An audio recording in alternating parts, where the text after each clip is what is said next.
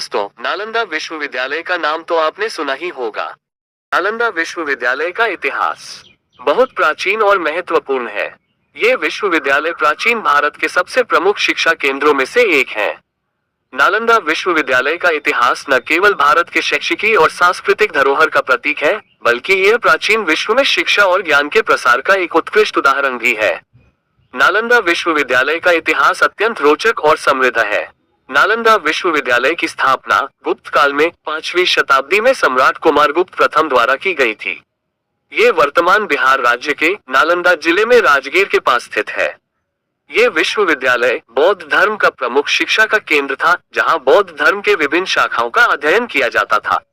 यहाँ बौद्ध धर्म, गणित, खगोल विज्ञान, तर्कशास्त्र, चिकित्सा और साहित्य समेत विभिन्न विषयों का अध्ययन होता था। यहाँ पर लगभग 10,000 विद्यार्थी और 2,000 शिक्षक थे, जिनमें से कुछ प्रमुख शिक्षक थे धर्मपाल, धर्मरक्ष, विश्वसेन, पूर्णमात, धर्ममित्र, राजीव और शिलभद्र। ऐसा माना जाता है कि गणितज्ञ और शून्य के आविष्कारक आर्यभट्ट ने भी नालंदा में अध्ययन और अध्यापन किए थे। यहाँ छात्र केवल भारत से ही नहीं, बल्कि चीन, जापान, कोरिया, तिब्बत, मंगोलिया और श्रीलंका जैसे देशों से भी आते थे। प्रसिद्ध चीनी यात्री फाहियान और ह्वेनसांग ने नालंदा विश्वविद्यालय का दौरा किया और इसकी महत्ता को अपने लेखों में वर्णित किया। नालंदा विश्वविद्यालय को दुनिया का पहला आवासीय विश्वविद्यालय माना जाता था, जहां छात्रों और शिक्षकों के लिए आवास की व्यवस्था थी।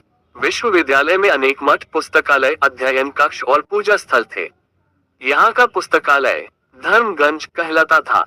धर्मगंज पुस्तकालय 3 मुख्य भवनों में विभाजित था: रत्न सागर, रत्नोदधि और रत्नरंजक।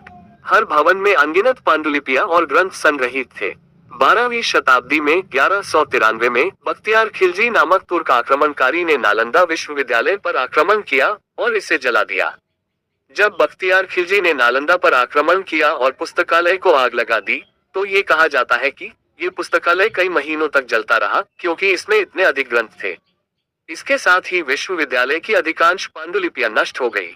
21वीं शताब्दी में नालंदा विश्वविद्यालय को पुनर्जीवित करने की योजना बनाई गई। 2010 में भारत सरकार ने नालंदा विश्वविद्यालय अधिनियम पारित किया और 2014 में आधुनिक नालंदा विश्वविद्यालय ने अपनी गतिविधियां पुनः प्रारंभ की। विश्वविद्यालय का उद्देश्य प्राचीन नालंदा की ज्ञान परंपरा को पुनर्जीवित करना और वैश्विक शिक्षा के केंद्र के रूप में इसे स्थापित करना है। आधुनिक नालंदा विश्वविद्यालय के पुनर्निर्माण में विभिन्न देशों का सहयोग शामिल है। यूनेस्को ने भी नालंदा विश्वविद्यालय के पुनर्निर्माण का समर्थन किया है। नालंदा विश्वविद्यालय का पुरातात्विक स्थल अब एक प्रमुख पर्यटन स्थल है और इसे यूनेस्को विश्व धरोहर स्थल के रूप में मान्यता प्राप्त है।